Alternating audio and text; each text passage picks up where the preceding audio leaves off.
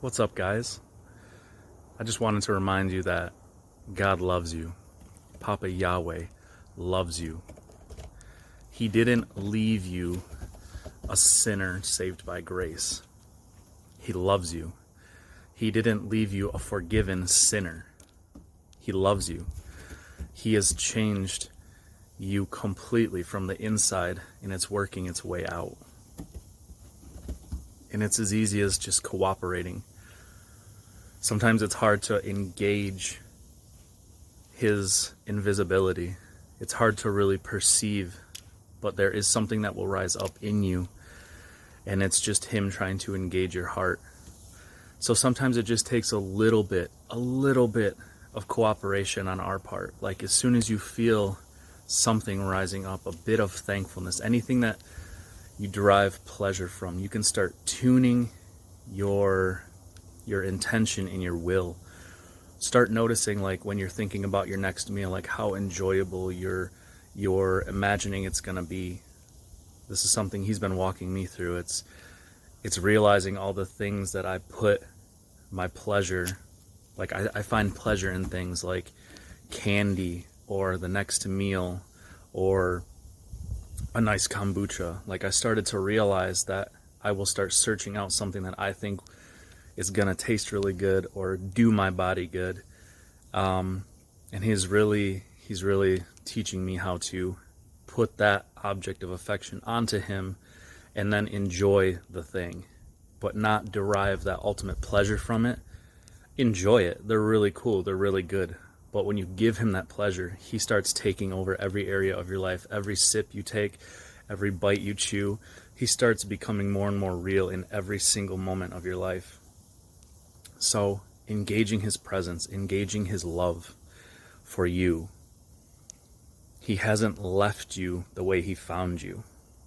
Remember, you didn't go searching for him. He came to you. Jesus said that no one can realize who Jesus even is unless the Father draws him to you. So we have played no part as far as getting ourselves to God.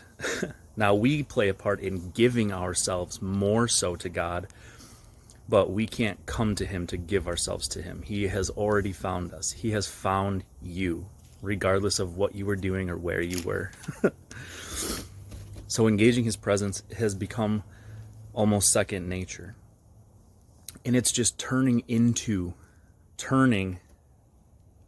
towards the moment inwardly when you feel him start to engage.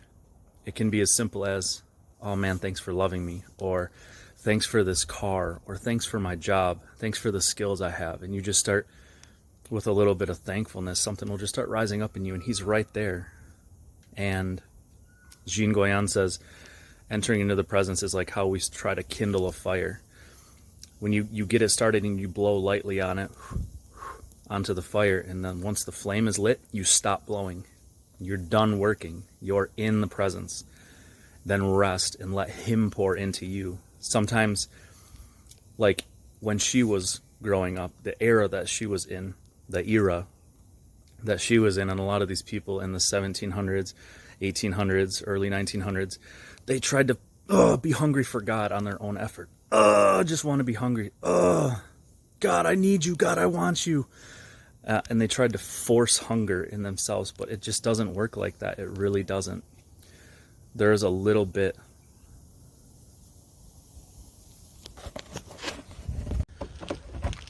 I had a phone call come in. So yeah, you don't try to force your hunger.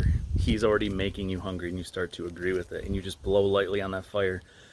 Vocalize that agreement, and it goes so much deeper than that. I really believe that people that can't speak will begin to gain the ability to speak. Mute people will begin to gain the ability to speak once they start realizing how much they're loved.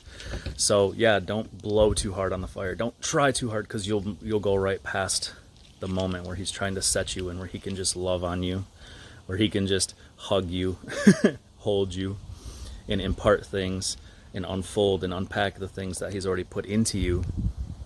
You might blow past that moment trying to get to God, because he's already in you. So I love you. He loves you. You're completely new. Even when you don't feel like it, you are. Have an awesome day.